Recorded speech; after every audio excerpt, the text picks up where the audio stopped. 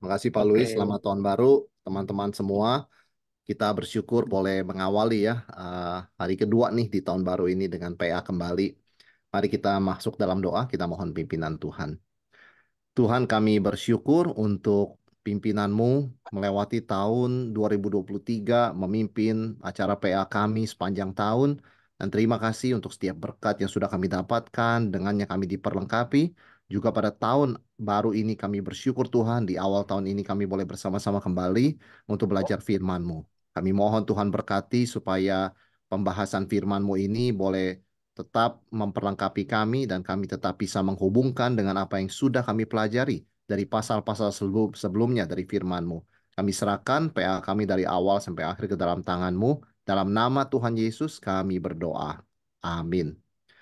Saudara, kita akan bersama-sama lihat kisah Rasul. Pak Luis, saya minta dijadikan ini ya, bisa share screen ya.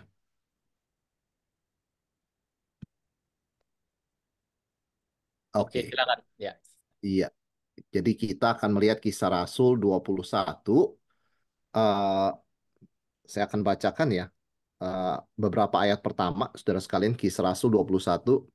Sesudah perpisahan yang berat itu, bertolaklah kami dan langsung berlayar menuju Kos. Keesokan harinya sampailah kami di Rodos, dan dari situ kami ke Patara. Di Patara kami mendapat kapal yang hendak menyeberang ke Fenisia. Kami naik kapal itu lalu bertolak.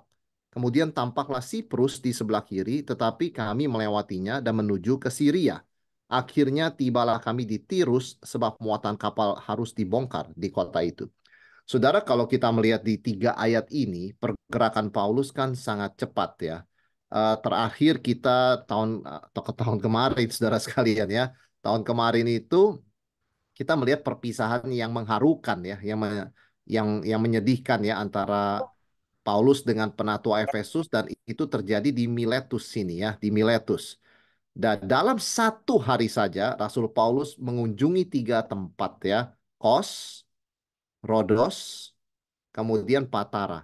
Dan dari situ ambil kapal menuju Syria untuk sampai ke Yerusalem. Meskipun saudara sekalian sudah diingatkan, di Yerusalem dia akan menghadapi banyak kesulitan. Nah, apa yang kita lihat di dalam bagian ini, saudara sekalian? Kita melihat memang perpisahan itu adalah bagian yang tidak terpisahkan dalam pelayanan, ya. Jadi kita melihat Paulus berpisah dengan para penatua Efesus dan cepat berangkat ke Kos, Rodos, Patara, ya kan, dan juga Tirus, ya, untuk mengambil kapal yang menuju ke Syria. Dari situ kan bisa ke Yerusalem, ya. Dan ini kembali adalah sebuah perpisahan yang menyakitkan. Jadi setiap kali dia mampir di satu tempat itu perpisahan, saudara sekalian. Kenapa? Karena dia ke Yerusalem. Dia itu dimusuhi di Yerusalem ya oleh orang Yahudi, saudara sekalian. Ya, jadi setiap perpisahan di sini itu menyakitkan ya. Nah, kalau kita melihat perpisahan dari ladang pelayanan yang lama itu menyedihkan ya, bahkan bisa menyakitkan. Apalagi setelah terjalin hubungan yang dekat dan dalam. Tapi memang itu saudara sekalian tidak terhindarkan ya. Kadang ada orang sudah dekat ya dengan rekan hamba Tuhan begitu bertahun-tahun tapi hamba Tuhan itu ditugaskan ke tempat lain. Itu kan perpisahannya menyakitkan.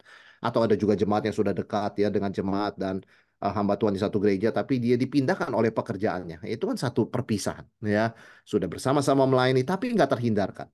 Pimpinan Tuhan ya, kesempatan pintu yang Tuhan buka itu untuk setiap orang itu berbeda-beda dalam waktu yang berbeda dan perpisahan itu harus diantisipasi, saudara sekalian. Tetapi kita juga harus peka bahwa hal ini menimbulkan duka cita yang sementara ya. Meskipun untuk hal yang baik, tetapi kita juga harus mempunyai pengertian bahwa ini tuh nggak mudah begitu ya. Kita nggak bisa mengatakan begini, ah begitu aja kan yang bersangkutan kan dipakai Tuhan di tempat lain atau ini kan nanti Tuhan kasih berkat. Iya, kita nggak bisa langsung ngomong seperti itu karena sudah berpuluh-puluh tahun ya, bertahun-tahun itu dekat ya. Karena itu kita melihat begitulah prosesnya juga Paulus berpisah ya. Dan sekali lagi memang perpisahan ini meskipun menyakitkan, kita tahu sangat perlu demi pembukaan pelayanan yang baru, ya. Jadi tidak terelakkan, tapi memang kita juga harus melihat sisi positifnya, yaitu ada kesempatan pelayanan yang baru di tempat lain. Ya, jadi memang kesempatan bertumbuh, kesempatan disegarkan, kesempatan belajar lagi. Nah, itu muncul saudara sekalian ya bersama dengan perpisahan. Jadi kita sebagai orang Kristen selalu melihatnya dua sisi ya dalam pelayanan. Pada satu sisi perpisahan yang menyakitkan, tapi pada sisi lain memang ada kesempatan yang baru, pelayanan yang baru ya. Nah, saudara sekalian tentu dengan pelayanan yang baru tentu juga muncul tantangan yang baru. Nah, ya seringkali orang itu susah move on karena ketika dia pindah ke tempat yang baru atau memasuki fase baru dalam pelayanannya, langsung ketemu tantangan. Nah, betul, di mana ada kesempatan yang baru, di situ pasti ada tantangan yang baru. Kita tahu kalau kita menganalisa perusahaan, menganalisa organisasi, itu kan ada eh, opportunity ya, SWOT ya, strength, weakness, opportunity dan threats begitu kan. Ah, Pasti ada challenges ya, pasti ada tantangan begitu loh. Nah, seiring pelayanan ke daerah baru, tantangan dan kesulitan baru pun muncul yang kadang tidak terprediksi sebelumnya. Sehingga orang nggak bisa mengatakan begini, oh mungkin salah kali ya, kita nggak boleh pindah ke sini kali ya. Buktinya banyak tantangan. Nggak bisa, saudara sekalian. Oleh karena setiap kali kita masuk ke tempat baru, memasuki fase baru dalam pelayanan, itu pasti kita menghadapi tantangan yang baru. Sekaligus ada opportunity yang baru. Nah, ya, jadi ini yang kita lihat di dalam Paulus juga. Satu sisi ada perpisahan menyakitkan. Tapi kemana dia pergi? Dia pergi ke tempat-tempat tadi, Kos, ya, ke Rodos, begitu kan, ke Patara. Itu kan tempat-tempat pelayanan yang baru, meskipun singkat, ya kan. Namun juga ada tantangan yang baru. Murid-murid di sana punya persepsi beda tentang Paulus, begitu kan. Mereka tahu dia mau ke Yerusalem, mereka juga bicara jangan dan sebagainya. Tetapi saudara sekalian, in the end apa yang menguatkan kita ya melewati fase dan transisi ini? Yaitu kita boleh bersatu, bersehati menghadapinya. Jadi tantangan-tantangan tersebut mendorong kita tuh mencari saudara yang baru, solidaritas ya. Jadi kadang kalau kita melihat di tempat yang baru kita terasa asing. Lalu ada tantangan yang baru, tapi tantangan itu sebetulnya memaksa kita untuk bekerja sama dengan saudara seiman yang baru kita kenal juga. Di situ kan terbentuk persekutuan yang baru ya, persekutuan orang kudus. Jadi ini siklus yang memang ya menyakitkan tetapi tidak terhindarkan dan itu kita lihat di dalam pelayanan Paulus di Kisah Rasul 21 ya. Jadi kalau kita boleh simpulkan nih ya dalam 3 ayat ini itu ada 4 siklus saudara sekalian ya. Perpisahan, tapi saat yang sama perluasan pelayanan, kesempatan baru, saat yang sama ada tantangan baru, tetapi tantangan baru menciptakan solidaritas juga ya, persaudaraan yang baru begitu loh. Jadi perpisahan itu diobati pada ujungnya dengan solidaritas yang baru, persekutuan yang baru begitu kan. Nah, itu kan jadi kita melihat ini memang tidak terhindarkan ya. Jadi pelayanan itu bukan sesuatu yang berjalan smooth, bukan sesuatu yang apa ya, ya hanya mawarnya, nggak ada durinya. Tentu kita tahu itu pasti ada durinya ya. Durinya itu ya perpisahan. Durinya itu adalah tantangan saudara sekalian. Tetapi saat yang sama ada perluasan pelayanan dan ada solidaritas. Paulus menemukan orang-orang yang mendukung dia di tempat yang baru ini. Ya, jadi ketemu saudara baru begitu loh ya kan di dalam situasi yang penuh tantangan itu. Nah, itu solidaritas penting sekali. Nah, saudara sekalian, sekali lagi ini adalah satu siklus yang setiap kita mungkin ya harus lewati di dalam pelayanan. Tidak bisa tidak karena umur bertambah, periode jabatan berakhir, sifat pelayanan berubah, kita masih beradaptasi, mungkin kita juga dipindahkan satu dan lain hal, itu kita harus ingat prinsip ini, perpisahan, ekspansi perluasan pelayanan, tantangan, solidaritas. Ya, jadi ketika kita harus mengalami sakit hati karena berpisah begitu kan ya, sesuatu yang kita nggak rencanakan, lihatlah itu juga saat yang sama kesempatan baru. Waktu kesempatan baru ini ada tantangan baru kita mau down, ingat itu juga kesempatan mencari saudara baru ya solidaritas ya. Jadi Tuhan tidak pernah meninggalkan kita bahkan di dalam saat-saat yang kita itu sedih dan juga sulit. Nah, memang saudara sekalian, kita tidak bisa menutup mata kepada apa? Aspek emosi di tengah perubahan. Perubahan itu sulit ya. Yang sulit itu bukan prakteknya, emosinya sulit. Ya, orang tuh nggak biasa. Saudara, fakta pelayanan adalah ada dampak emosi atau emotional impact ya dari perubahan situasi nyaman. Contohnya perpisahan. Kenapa perpisahan itu sulit? Karena perpisahan itu kan kita sudah comfortable ya, kita sudah comfort zone begitu kan. Lalu tiba-tiba kita dipisahkan. Nah, itu sulit begitu loh ya. Sama seperti anak yang masih kecil harus masuk sekolah begitu kan, harus dipisahkan dari orang tua. Dia kan biasanya dekat sama orang tua, sekarang dia harus masuk sekolah. Dia nangis begitu kan. Itu dampak emosi ya, karena dia kehilangan kenyamanannya. Tetapi kita tahu tidak bisa kita dalam pelayanan itu terus-menerus berada dalam comfort zone ya, dalam zona nyaman, saudara sekalian. Karena kita kan melayani bukan ikuti kemauan kita, tetapi panggilan Tuhan ya, dari A ke B ke C. Mau nggak mau memang ada transisi ini ya. Nah, saat yang sama, kenapa kita juga mau tidak mau harus mengikuti ini? Karena ada need, ada kebutuhan jangkauan pelayanan ke tempat lain. Ini kan juga sebuah pelayanan begitu ya. Seringkali orang berkata begini, kenapa sih kita mesti ninggalan yang sudah enak-enak begitu kan? Kan sama aja pelayanan, betul. Tetapi kan ada kebutuhan yang berbeda. Nggak sekedar pelayanannya sama, tempat lama, tempat baru. Ada kebutuhan yang berbeda. Itu berarti memang ada perluasan jangkauan. Ya, itu pimpinan Tuhan, saudara sekalian ya. Jadi memang fokus utama itu memang bukan efisiensi atau kuantitatif. Karena kalau bilang efisien sama kuantitatif lebih cocok di tempat lama misalnya begitu kan ya. Di comfort zone kita itu udah efisien. Kita udah menguasai semuanya, kita kenal semua orangnya, kita juga bisa memproyeksikan.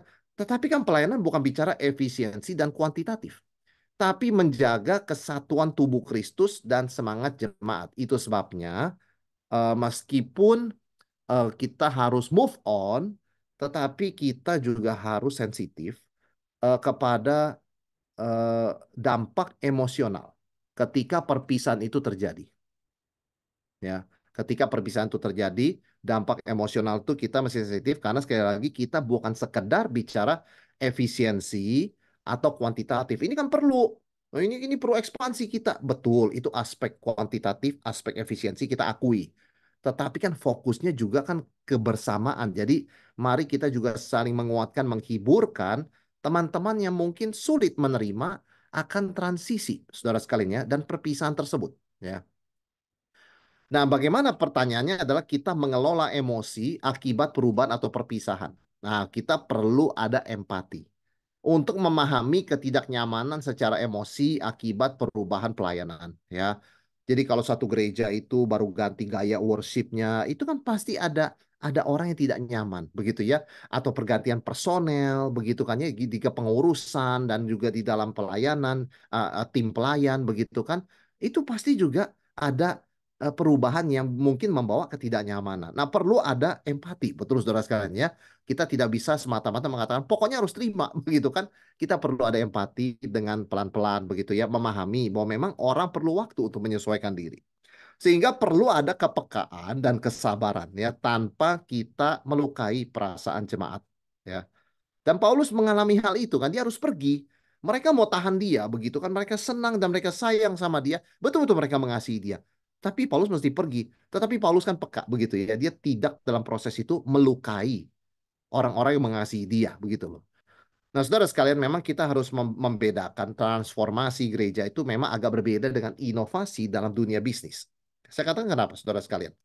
Gereja berbicara masalah keutuhan individu dan tubuh Kristus. Jadi memang meskipun kurang efisien kadang-kadang pelayanan di gereja, kadang-kadang kepengurusan itu nggak efektif ya. Tetapi kadang-kadang demi keutuhan kesatuan tubuh Kristus, ya kita rela nggak apa-apa sedikit menurun efektivitasnya begitu ya. Asal tubuh Kristus tidak terpecah dan jiwa-jiwa ini nggak terluka begitu kan. Nah tentu nggak bisa dibandingin dong dengan inovasi dunia bisnis yang memang harus berfokus pada efisiensi dan kuantitas. Nggak bisa. Kalau dalam dunia bisnis, dunia inovasi, kalau nggak bisa ikutin ya ketinggalan. Nggak ada yang nungguin begitu kan. Nah kita di gereja kan tentu di dunia yang berbeda. Jadi ketika kita bisa membedakan hal ini, saudara sekalian, saya kira kita bisa memanage pimpinan Tuhan transisi kemanapun bersama-sama. Ya, selama kita mengerti bahwa kita tuh fokusnya, meskipun kita senang efisiensi, kita senang inovasi, kita senang efektivitas, tapi kita mendahulukan kesatuan keutuhan jemaat dan make sure setiap orang itu tidak terluka, ya, eh, di dalam proses perubahan itu. Itu semaksimal mungkin kita kita fokus ke sana. Baru kita bicara efektivitas, efisiensi, dan bahkan inovasi, perubahan-perubahan, terobosan-terobosan baru begitu ya. Nah, saudara sekalian, kalau kita melihat setelah Paulus melakukan hal ini, ayat 4 ya, dikatakan di situ kami mengunjungi murid-murid dan tinggal di situ 7 hari lamanya ya, di Tirus ya. Oleh bisikan roh, nah ini rohnya udah besar nih, bisikan nih saudara sekalian ya.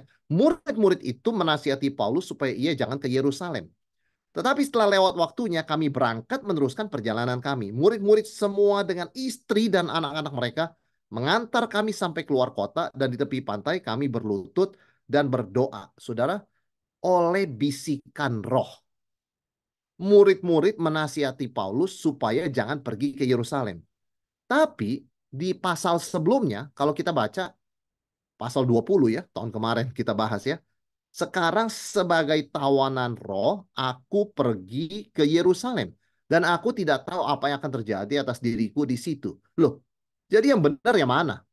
Roh Kudus itu mau Paulus pergi, seperti 20 ayat 22, atau Roh Kudus mau Paulus jangan pergi, seperti ayat 4.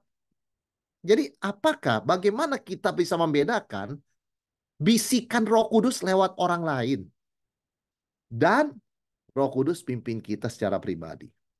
Saudara, kita percaya satu hal, pimpinan Roh Kudus itu tidak berkontradiksi. Ya, lalu bagaimana bisa menjelaskan hal ini? Ketika kita mengalami ada dua suara, yang satu bilang pergi, yang satu bilang jangan, dan suara pergi dari Roh Kudus.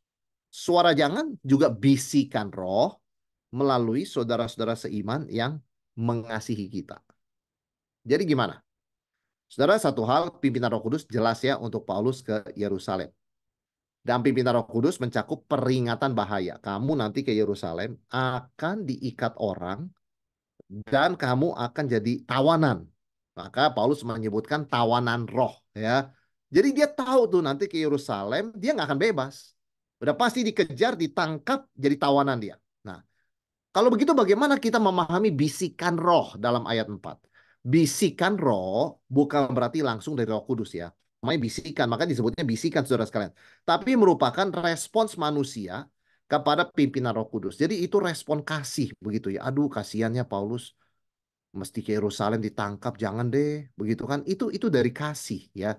Tetapi itu adalah respons manusia. Maka disebut dengan istilah bisikan ya. Mereka tuh tergerak gitu loh saudara sekalian. Tapi tidak sama dengan pimpinan Roh Kudus ya. Jadi kita harus membedakan antara pimpinan Roh Kudus yang harus kita ikuti dengan respon manusia yang mengasihi kita, yang kita hargai dan hormati. Tapi tetap kita mesti mendahulukan mengikuti pimpinan Roh Kudus. Pimpinan Roh Kudus dalam hal ini apa? Paulus harus pergi ke Yerusalem. Ada tugas di sana. Ya, respon jemaat bagaimana? Mengasihi dan prihatin akan keselamatan nyawa Paulus. Aduh, kamu kan dibutuhkan, Bapak Paulus kan dibutuhkan sekali oleh gereja Tuhan di mana-mana, bisa penginjilan, ya, masih diberikan kesehatan, kekuatan. Jangan ke Yerusalem. Ke Yerusalem nanti di penjara, ditangkap, tidak bisa dipakai Tuhan lagi kemana-mana. Saudara, maksudnya itu baik. Nanti kalau sampai dijahatin, dipukulin, di abuse ya, nyawanya terancam bagaimana? Maksudnya itu baik, ya. Tetapi kita tahu begini ya, kalau satu adalah pimpinan Roh Kudus, satu adalah kasih saudara seiman kita. Ya kita pada kesimpulannya seperti Paulus harus taat pimpinan Roh Kudus. Tetapi sadar akan tantangan di depan ya, tetap menghargai peringatan dan perhatian dan kasih dari saudara seiman. Karena saudara seiman nggak tahu kan Roh Kudus bicara apa pada Paulus kan. Yang tahu kan Paulus. Mereka hanya bisa lihat dari luar begitu loh. Ini kan nggak baik ke Yerusalem ya. Nanti Paulus kalau ditangkap kita semua bagaimana, pekerjaan Tuhan bagaimana, begitu kan. Nah saudara sekalian, dengan kata lain yang kita simpulkan di sini, keputusan yang kita ambil itu harus berdasarkan pimpinan Tuhan, bukan respon manusia. Ya, sekalipun mereka sangat mengasihi kita dan tidak ada maksud melawan Tuhan, tidak ada maksud keluar dari jalur Alkitab. Enggak, ya.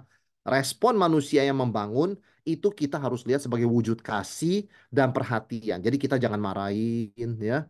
Kita jangan bilang kamu duniawi, kamu egois, kamu tidak ikut pimpinan, nggak boleh gitu. Kita harus menghargai seperti Paulus, kita harus mengasihi, kita harus mengucap syukur masih ada sekelompok orang yang memperhatikan keselamatan nyawa kita.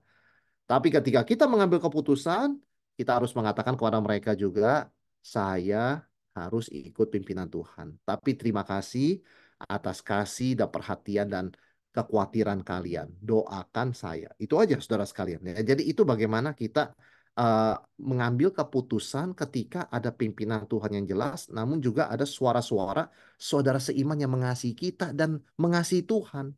Ngomong berbeda dengan pimpinan Roh Kudus. Ya misalnya ya ada seorang anak begitu kan dia merasakan pimpinan Tuhan supaya dia menyerahkan diri masuk ke sekolah teologi menjadi hamba Tuhan. Tapi kemudian ada keluarga-keluarga juga yang mengasihi bahkan saudara seiman di gereja yang mengasihi mengatakan kamu ini punya potensi, punya talenta sangat luar biasa masa depan keluarga dan teman-teman apa dan banyak orang bisa mendukung kamu. Mungkin alangkah baiknya kamu ambil jurusan lain saja begitu ya. Nanti kalau ada waktu kapan saudara ketika dia dihadapkan dengan dua itu ya dia kan akan ikut pimpinan Tuhan. Tapi dia harus melihat bahwa itu adalah bukti kasih perhatian orang. Tapi yang tidak mengerti akan pimpinan Tuhan. Ya, kita hanya bicara apa yang kita lihat, kita nggak tahu kan sebetulnya pergumulan orang seperti apa. Kita hanya komentar apa yang kita lihat depan mata kita.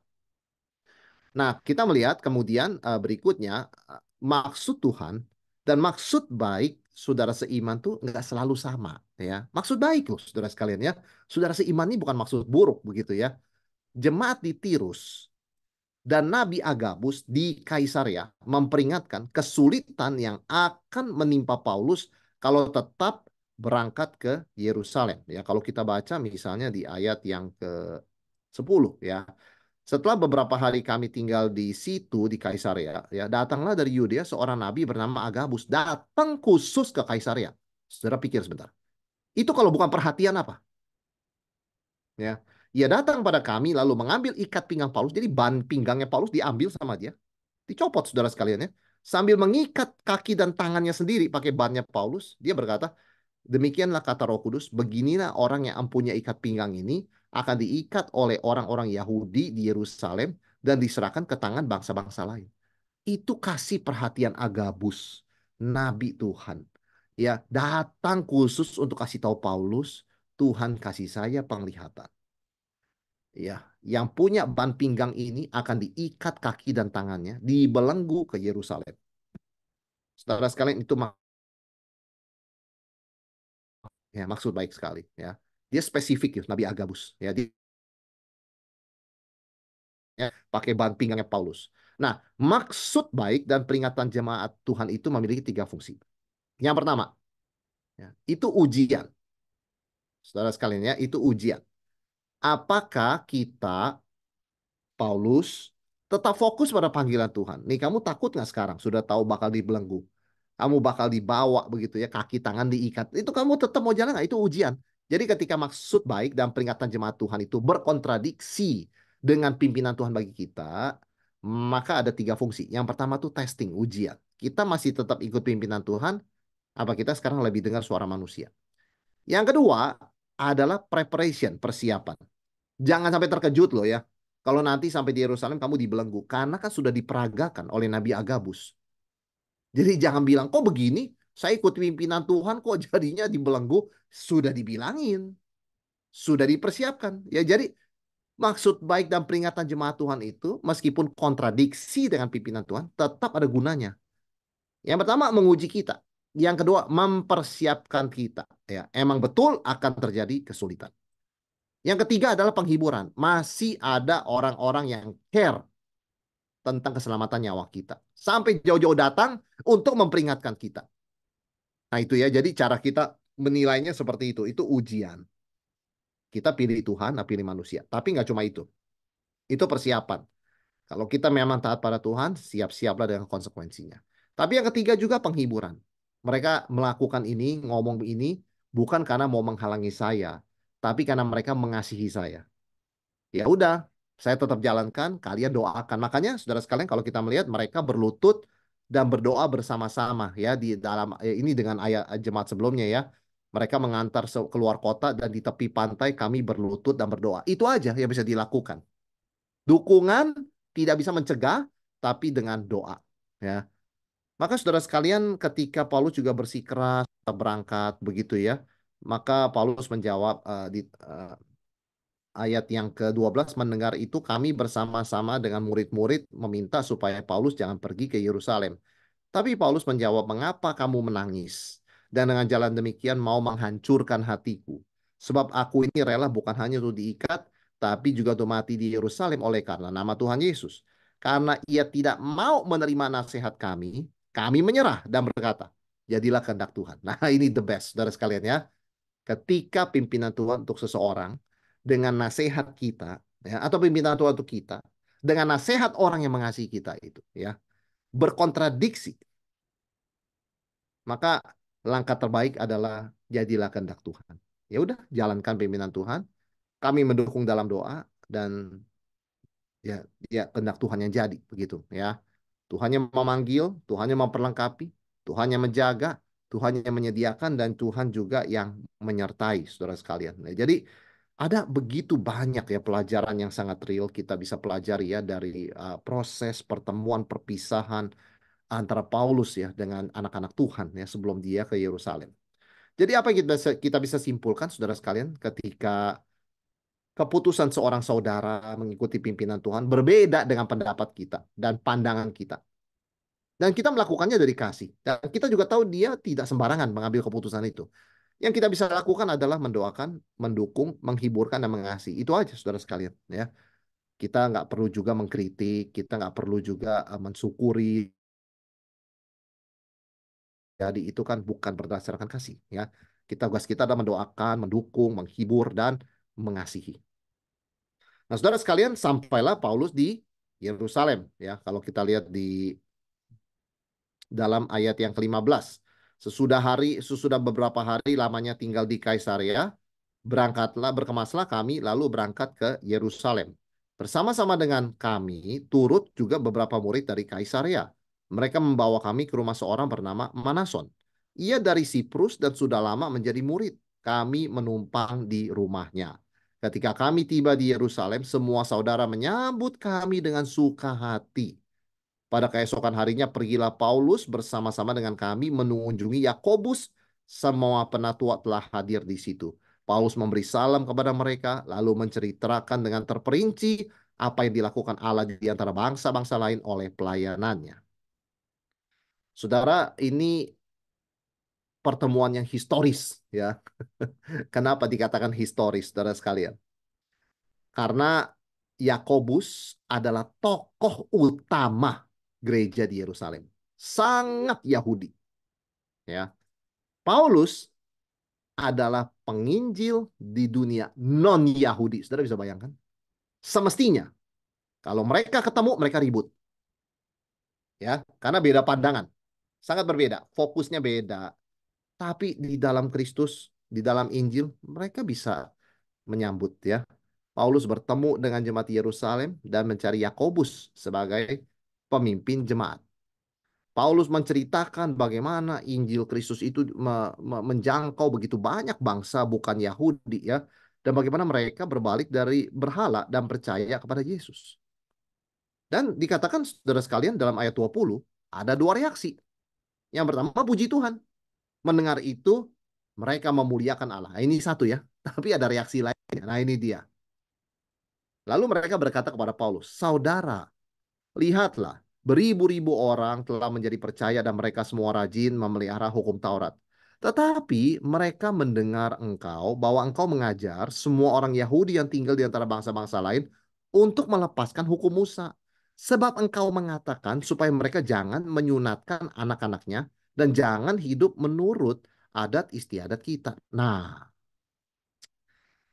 tadi sebelum sampai di Yerusalem ada orang khawatir Paulus akan diapa-apain. Begitu kan ya? Akan diapa-apain, ada kekhawatiran. Paulus berangkat ikut pimpinan Tuhan. Sampai di Yerusalem, dia cerita pekerjaan Tuhan lewat di antara bangsa-bangsa. Puji Tuhan, tapi ada yang khawatir lagi. Nah, ini Rasul Paulus, ada rumor, ada kesan nih ya. Anda itu mengajarkan orang-orang Yahudi di luar Israel untuk meninggalkan hukum Musa.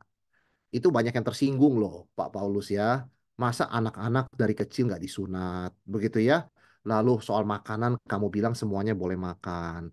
Nah, kami tahu kamu nggak seperti itu, ya. Tetapi itu kesan orang. Nah, ini saudara sekalian ya. Kadang-kadang Realita tidak seperti itu, tapi persepsi orang sudah seperti itu. Nah, itu problem. Itu yang Paulus hadapi. Dia tidak suruh orang meninggalkan adat istiadat Yahudi. Nggak mungkin dong. Dia mengatakan bagi orang Yahudi, aku jadi Yahudi. Bagi orang non-Yahudi, aku jadi non-Yahudi. Supaya aku bisa memenangkan banyak orang. Lalu kenapa bisa ada rumor begini? Ya, tentu ada orang nggak senang kepada Paulus. Dan kemudian menyebarkan berita sampai ada persepsi Paulus itu anti-Yahudi. Ya, saudara sekalian, maka mereka saudara-saudara seiman ini maksudnya baik ya, memperingatkan begini, kamu ini kita sih oke, kita kita percaya sama kamu, tapi orang lain tuh persepsinya negatif tentang kamu ya. Maka itu mereka usulkan gini saudara sekalian ayat 22. Jadi bagaimana sekarang? Tentu mereka akan mendengar bahwa engkau datang kemari. Maksudnya baik ya, mau melindungi Paulus. Sebab itu lakukanlah yang kami katakan ini. Di antara kami ada 4 orang yang bernazar. Bawalah mereka bersama-sama dengan engkau, lakukanlah pentahiran dirimu bersama-sama dengan mereka. Dan tanggunglah biaya mereka, sehingga mereka dapat mencukurkan rambutnya. Maka semua orang akan tahu bahwa segala kabar yang mereka dengar tentang kau sama sekali tidak benar, melainkan engkau tetap memelihara hukum Taurat. Saudara, saya berpikir ya di titik ini ya, kalau saya jadi Paulus, saya nggak mau. Kenapa? Kalau kalian percaya sama saya, kenapa saya masih membuktikan? Jangan-jangan kalian tuh nggak percaya sama saya. Iya kan ya. Tapi Rasul Paulus ini saudara sekalian ya, karakternya luar biasa saya katakan. Ya. Rasul Paulus itu orangnya tegas ya. Waktu Rasul Petrus mengundurkan diri habis makan bersama-sama orang non-Yahudi gara-gara Yakobus datang, kelompok Yakobus datang. Rasul Paulus marahin depan umum loh. Nggak ada kompromi loh soal makanan. Di sini Rasul Paulus disuruh ke bait Allah membayarkan biaya nasar 4 orang. Di dalam Yesus kan nggak ada nasar-nasaran lagi saudara sekalian. Betul nggak? Nggak ada najis-najisan lagi dalam Yesus. Iya, kalau kalau ikutin doktrin Paulus, Paulus nggak akan mau ke bait Allah. Tapi karena dia mengasihi, ya saudara sekalian ya, dia mengasihi, dia dengerin, ya. Maka mereka kasih Paulus nasihat ini, mereka anjurkan Paulus. Kenapa? Ya, dikatakan pentahiran untuk apa? Karena begini, kalau orang sudah kakinya menginjak dunia non-Yahudi itu najis. Jadi kalau masuk ke Yerusalem itu harus baik bait Allah harus ada pentahiran, saudara sekalian. Ya, Paulus kan sudah berkeliling di dunia orang non-Yahudi begitu loh. Jadi dia itu udah najis tanda kutip secara ritual ya. Dia harus mentahirkan, pentahiran ya. Sedangkan ada 4 orang nasir lainnya perlu mempersembahkan korban di akhir masa nasar. Ya mereka cuma bilang bayarin aja. Bayarin aja 4 orang ini. Jadi orang yang melihat Paulus bisa mengatakan, oh dia itu tidak anti Yahudi.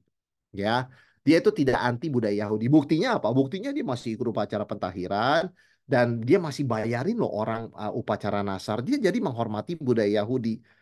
Tapi sebetulnya saudara-saudara sekalian ya, mereka tuh sedikit menurut saya, mereka neken Paulus.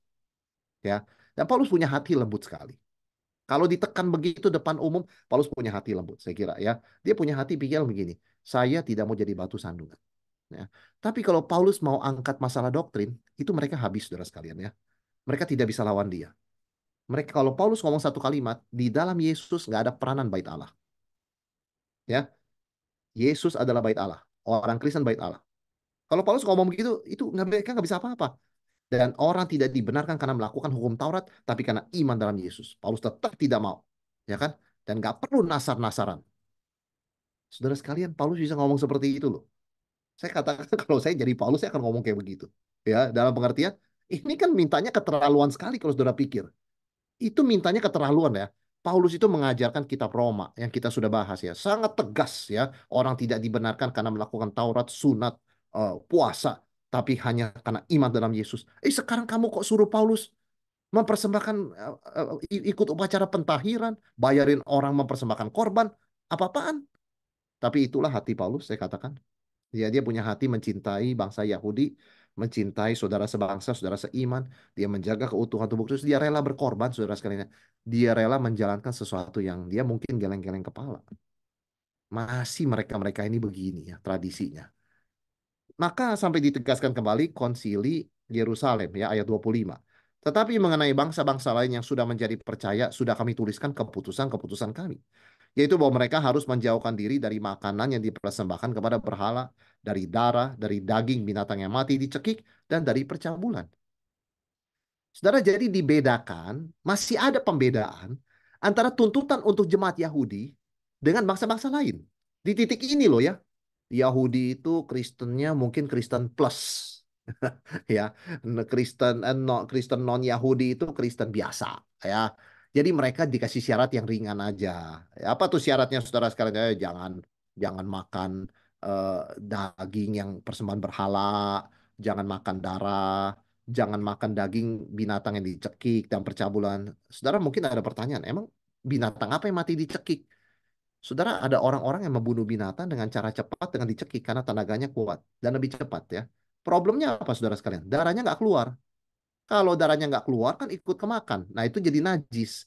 Maka dikatakan tidak boleh orang Yahudi makan daging binatang yang matinya dicekik. Ya, jadi ada pembedaan begitu. Jadi orang Yahudi plusnya apa? Tuntutannya mesti Sabat. Orang non Yahudi nggak usah. Hari Minggu aja. Orang Yahudi Sabtu dan Minggu. Orang Yahudi tidak boleh makan makanan ya yang bukan hanya nggak boleh makan darah, nggak boleh makan yang mati dicekik, makan lobster nggak boleh, ya, makan babi nggak boleh. Orang non Yahudi kan boleh, ya kan? Nah itu jadi dibedakan tuntutannya. Jadi sejauh ini saudara sekalian masih ada pembedaan dalam Kristus. Ini kurang ideal, ya kurang ideal. Seharusnya satu dalam Kristus meskipun budaya beda. Silakan Yahudi lakukannya, tapi jangan atur-atur non-Yahudi. Ya, kecuali percabulan dan daging persembahan berhala. Soal darah sama daging binatang dicekik itu budaya mereka. Kalau mereka mau makan, jangan dilarang, begitu kan? Nggak ada larangan sebetulnya. Tapi oke lah, dalam tahap ini masih orang percaya di Yerusalem ini masih merasa mereka yang atur dan mengambil keputusan. Tetapi apa yang terjadi, saudara sekalian, kalau kita lihat di sini, Paulus mendukung, ya, ada kehangatan dan saling support antara Paulus dan kawan-kawan, ya, timnya dia dengan tim Yakobus. Itu ada saling support, ya, mengakui keabsahan dan jangkauan yang beda. Ya, memang beda. Rasul Yakobus sangat-sangat totok Yahudi, ya, tugasnya di Yerusalem menjaga kemurnian tradisi dan kemurnian iman. Tapi Rasul Paulus dipanggil Tuhan memberitakan Injil kepada orang non-Yahudi, ya. Jadi masing-masing saling menghargai, ya, saling support, ya. Saya support kamu tetap jaga jemaat di Yerusalem. Kemudian mereka juga support Paulus, ya, terus membawa Injil ke dunia orang non-Yahudi. Di sini juga kita lihat ada struktur dan akuntabilitas pelayanan. Artinya apa? Paulus meskipun bukan di bawah siapa-siapa, dia sudah bilang, dia tetap melapor, ya. Dia melaporkan pertanggungjawaban atas pelayanan penginjilan di dunia orang non-Yahudi kepada Pak Yakobus dan para penatua di Yerusalem. Paulus bukan mau jadi seorang seperti Yesus begitu kan? Oh, setelah Yesus saya begitu kan? Apa itu Yerusalem? Paulus bukan orang seperti itu. Dia tetap melapor. Ya kan, mereka tidak pernah melapor pada dia, dia yang melapor pada mereka. Artinya Paulus menghormati struktur gereja yang, ya, meskipun dia tidak merasa dia itu bawahan siapapun kecuali bawahan Yesus, tetapi saudara dia tetap menghormati tradisi, struktur dan akuntabilitas. Akuntabilitas yang penting. Yaitu saya open ngomong sama kalian, saya penginjilan kepada orang non-Yahudi, dan saya bilang hanya dengan iman, bukan dengan sunat. Dan nggak perlu kalian begini-begini. Jadi Paulus open, tidak main di belakang, begitu kan? Paulus akuntabel dalam hal ini. Dan ini sistem adalah kebiasaan yang sehat dalam pelayanannya, bukan sembunyi-sembunyi, tetapi akuntabel, transparan, dan mengikuti struktur. Paulus yang melapor ke Yerusalem. Nah, Yerusalem juga baik ya.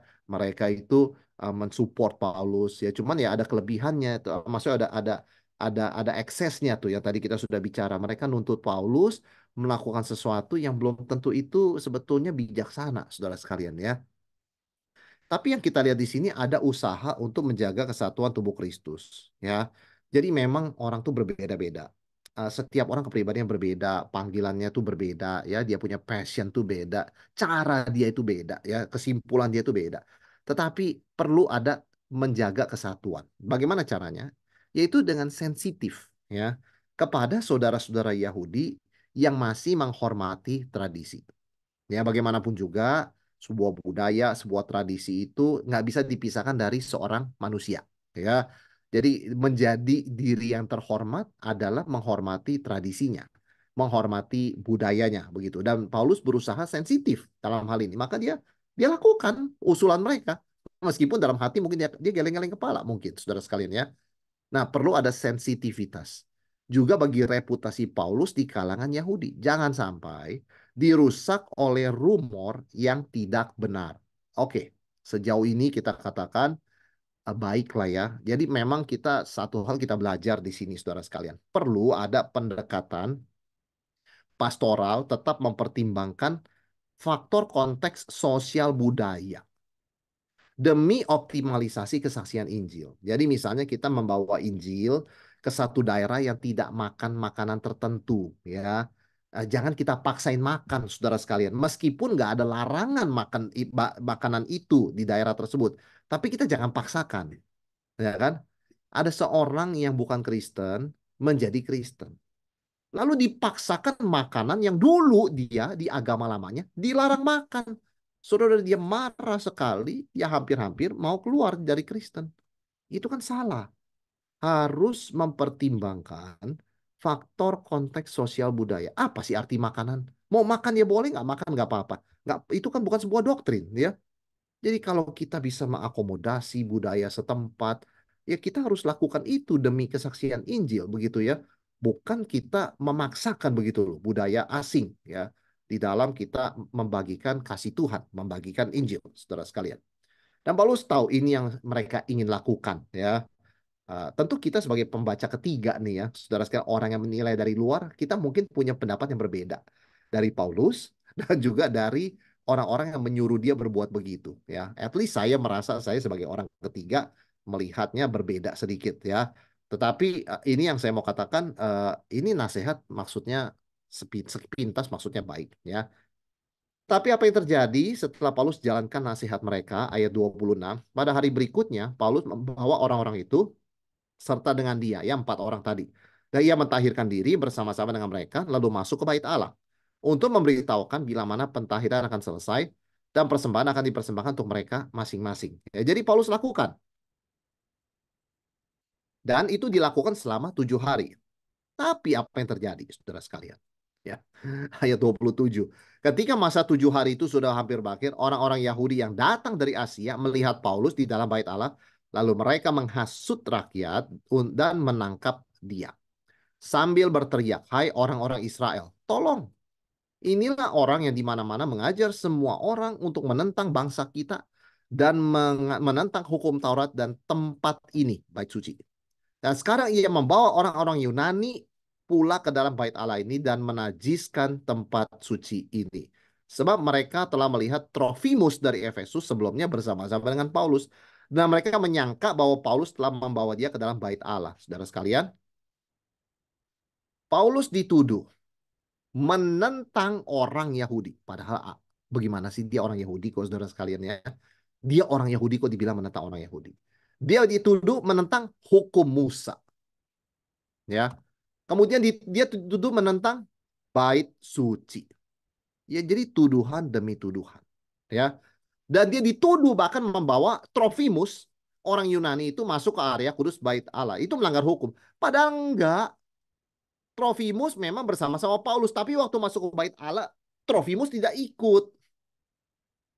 Nah, jadi orang-orang salah mengira ya, Paulus membawa Trofimus seorang non-Yahudi dari Efesus di area terlarang dari bait Allah.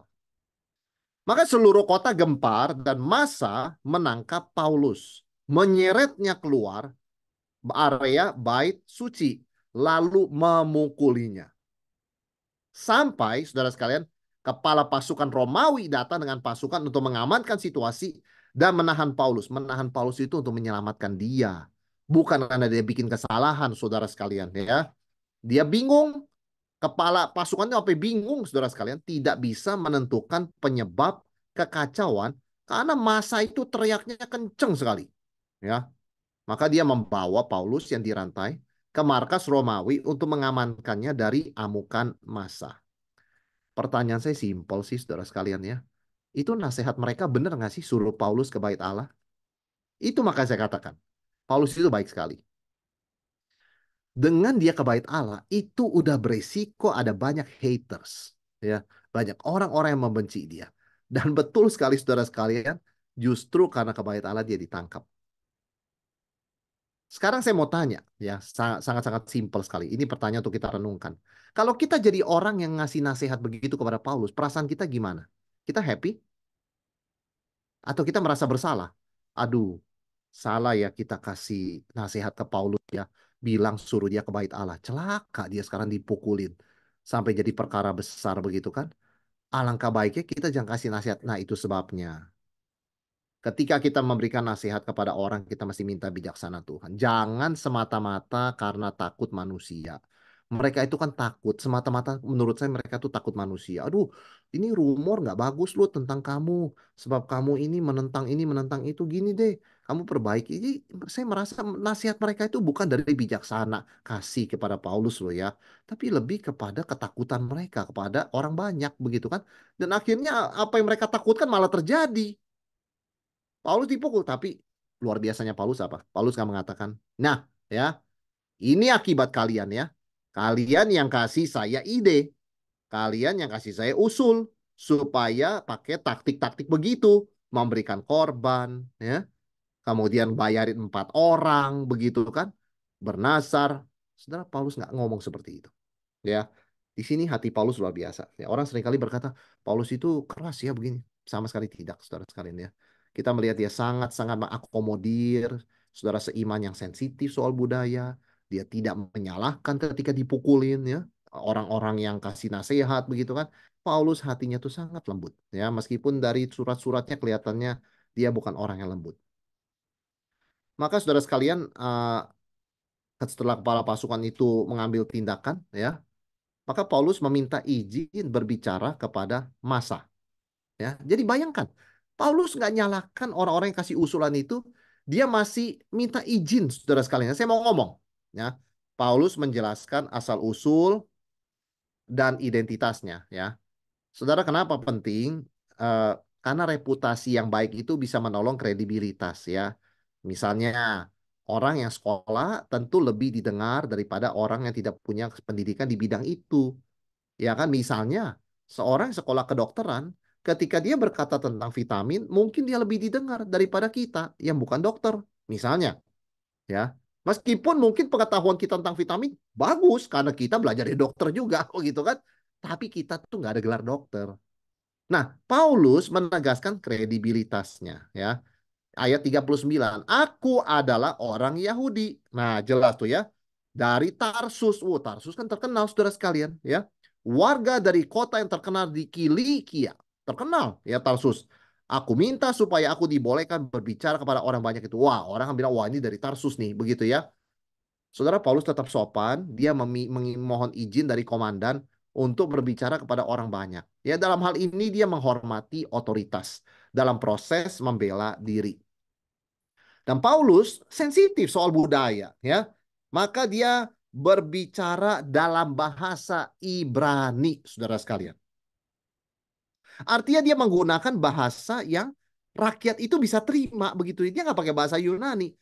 Jadi Paulus itu orang yang sensitif kepada perbedaan budaya. Dia mau mengalah demi kesatuan. Kalau terjadi apa-apa dia nggak nyalahkan orang. Ini karakter yang sangat indah sekali ya dari Rasul Paulus. Saudara, mereka sampai memperhatikan Paulus karena persamaan bahasa. Paulus bicara dalam bahasa kita loh ya. Jadi satu hal yang kita belajar di sini perlu ada common ground atau contact point untuk komunikasi yang lebih baik, saudara sekalian ya. Paulus tetap tenang dan dia nggak berbicara dengan nada yang tinggi loh ya. Dia berbicara dengan nada yang lemah lembut. Dan Paulus menegaskan bahwa dia bukanlah ancaman bagi tradisi Yahudi. Nanti kita akan lihat di pasal berikutnya, saudara sekalian ya. Saudara, hal-hal apa yang membantu mengatasi kesulitan dalam pelayanan ya? Kalau kita boleh belajar. Saudara, kita belajar kredibilitas itu penting ya. Jadi seorang yang memang dia berintegritas ya, dia memang ahli di bidangnya, dia berkarya di bidangnya, itu dia punya kredibilitas dan itu sangat membantu dalam pelayanan ya. Yang kedua adalah understanding, yaitu punya pengertian ya, bisa tahu, bisa mengerti bahwa orang lain itu memang gak sama dengan dia pikirannya. Ya kan, jadi dia ada understanding, meskipun mungkin dia jengkel, tapi dia ada understanding yang tetap bisa menguasai kejengkelannya. Kemudian juga berbijaksana mencari common ground atau koneksi begitu ya. Sebetulnya bagaimana saya ngobrol dengan mereka yang sangat berbeda begitu loh. Kemudian juga ada sikap yang meredakan ketegangan ya, dengan suara yang lembut, dengan nada yang rendah, nggak marah-marah. Paulus tuh ngomong sebagai peacemaker ya. Bahkan juga klarifikasi salah pengertian, masalah seringkali misunderstanding itu masalah komunikasi. Kalau kita kepala dingin, kita nadanya santai, rendah, kita mengklirkan komunikasi, sebetulnya salah pengertian itu bisa beres dengan sendirinya, ya. Nah, kemudian juga listening, yaitu berempati. Berempati, saudara sekalian ya. Satu hal mungkin ya, saya ingin komentari sedikit ya di dalam pasal 21 ini.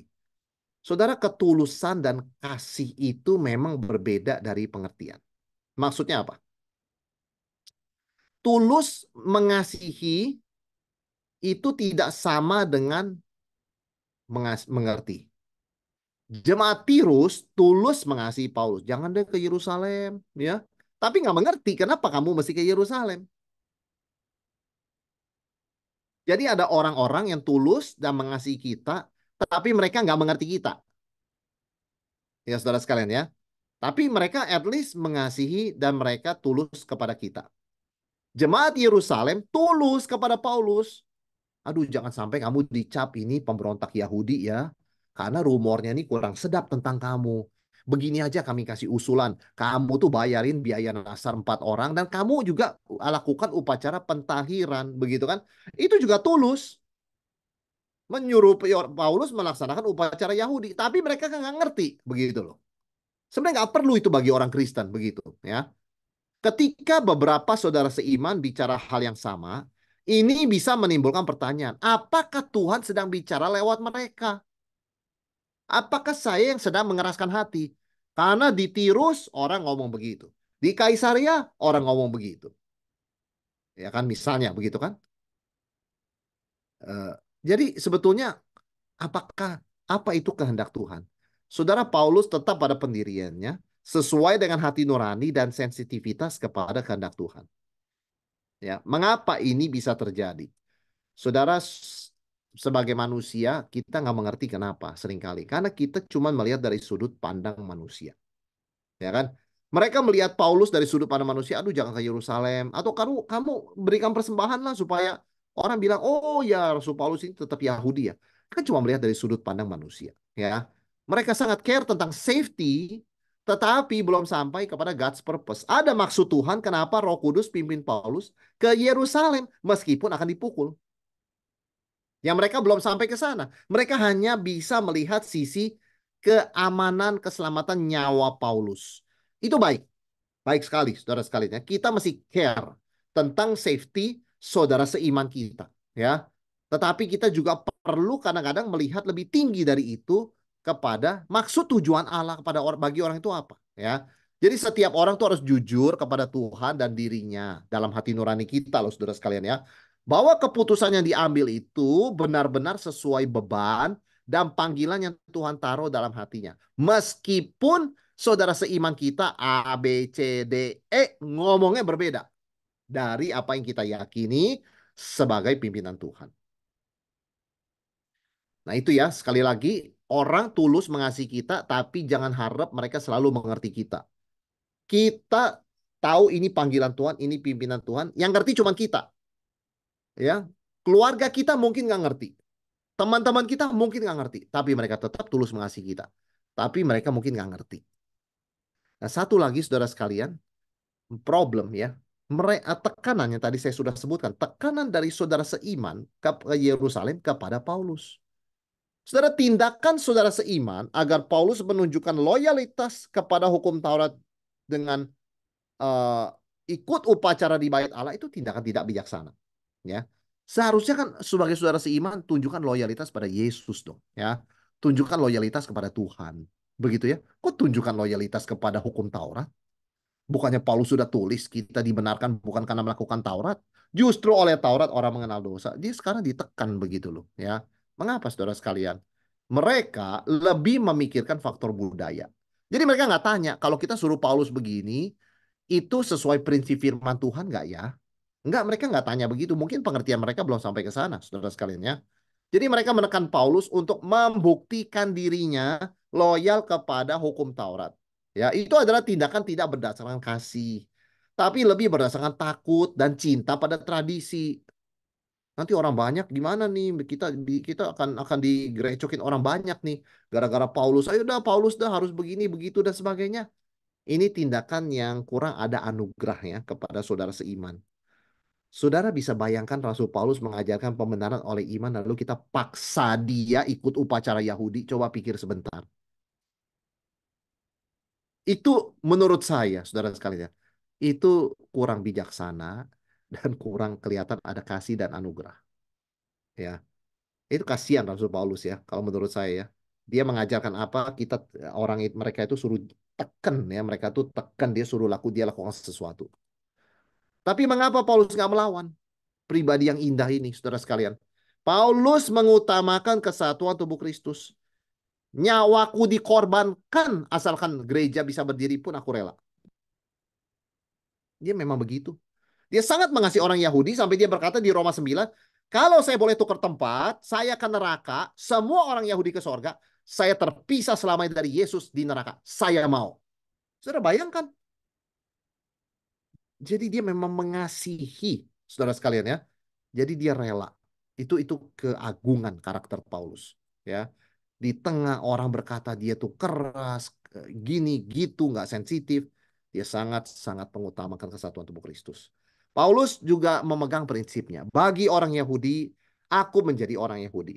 Bagi orang non-Yahudi, aku menjadi non-Yahudi. Supaya aku bisa memenangkan sebanyak mungkin orang. Saudara sekalian, mungkin orang berkata begini, ya Pak, tapi kan di Yerusalem memang cocoknya Yahudi. Nggak apa-apa dong Paulus begitu. Tapi kan di situ ada Trofimus. Trofimus kan non-Yahudi. Di situ mungkin ada Timotius, setengah non-Yahudi. Lah mereka lihat Paulus ke bait Allah bagaimana? Loh, jadinya kita orang Kristen non-Yahudi masih ke bait Allah nggak kalau begini? Kan orang tidak selalu dalam situasi bisa bagi dengan gampang seperti itu. Jadi nggak bisa sebetulnya mereka tuh mempressure Paulus di tempat seperti itu. Ya. Saudara sekalian, Paulus mengerti kelemahan dan keterbatasan mereka karena itu Paulus tidak melawan. Paulus sesudah dipukul juga nggak menuding begitu kan ini ya. Saya ke bait Allah begini atas saran mereka. Paulus juga nggak berbuat begitu. Bagi Paulus ya sudahlah kalau saya menderita demi nama Yesus itu sebuah kehormatan ya. Namun memang Paulus tetap tidak kompromi dalam doktrin esensial. Masalah upacara dia ikut-ikut aja, saudara sekalian ya. Meskipun nggak harus sebetulnya. Tapi dalam masalah doktrin, itu tidak ada kompromi. Jadi di sini kita melihat pribadi Paulus seorang yang sangat mengasihi namun tidak kompromi dalam doktrin. Ya, itu sesuatu yang kita bisa belajar ya. Karena banyak orang yang katanya terlalu mengasihi sampai kompromi doktrin. Sebaliknya ada orang yang tidak kompromi doktrin tapi nggak bisa mengasihi. Ya, hanya bisanya memarahi, mengkritik ya, dan eh, kemudian memusuhi orang yang berbeda dari dia. Maka saudara sekalian ini ya kita melihat di pasal 21 ini kita belajar lika-liku pelayanan dan bagaimana karakter seorang Paulus itu yang semakin serupa dengan Kristus itu semakin ditonjolkan ya. Kalau kita lihat betul-betul tindakan Paulus dalam berbagai situasi yang pressure, situasi yang mendesak, uh, omongan-omongan orang yang beda dari pimpinan Tuhan, dia menunjukkan kedewasaan rohaninya, kasihnya ya, kepada Tuhan dan kepada saudara seiman. Sesuatu yang kita bisa belajar untuk pelayanan kita di zaman sekarang, di konteks kita masing-masing. Oke, saudara sekalian, demikian ya materi kita dari Kisah Rasul 21 pada malam hari ini. Kita akan masuk ke tanya jawab yang saya kembalikan kepada Pak Luis ya untuk memandu kita. Silakan Pak.